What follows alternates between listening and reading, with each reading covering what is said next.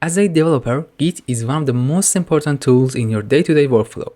And as a tool, it's one of the most complex ones. It has a lot of commands that you need to know to work with your Git repository. And sometimes the commands are also so long, like this one. In this video, I'll show you how to create aliases for Git so you can use this command instead of this.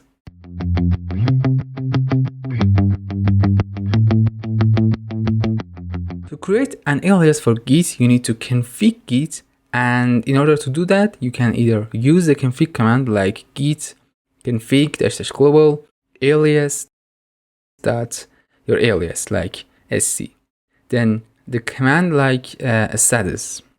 So now if I type git sc, it will be the same as typing git status, but in a shorter way. But you see this because we're not in a Git repository. Another way, and this is my preferred way, is to edit your config file manually. Look, git config --global -e and co equals checkout.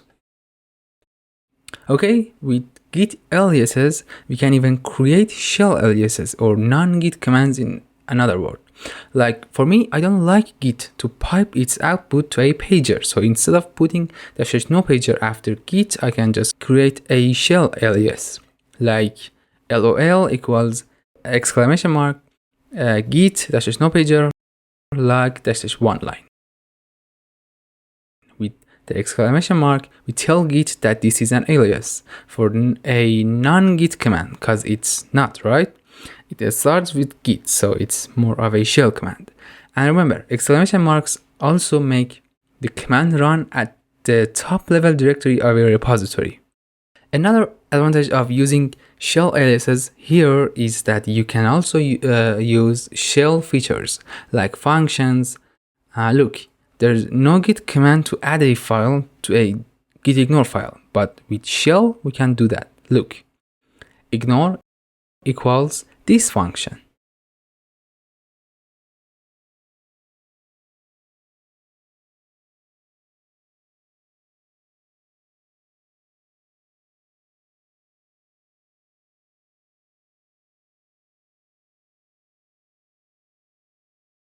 So now if I go to one of our repositories, so cd temp dummy, and create a new file just to add it to the git ignore file, like echo log1 to like the text. Then instead of editing the .gitignore file, I can just type git ignore log.txt. And if I check the gitignore file, so cat.gitignore,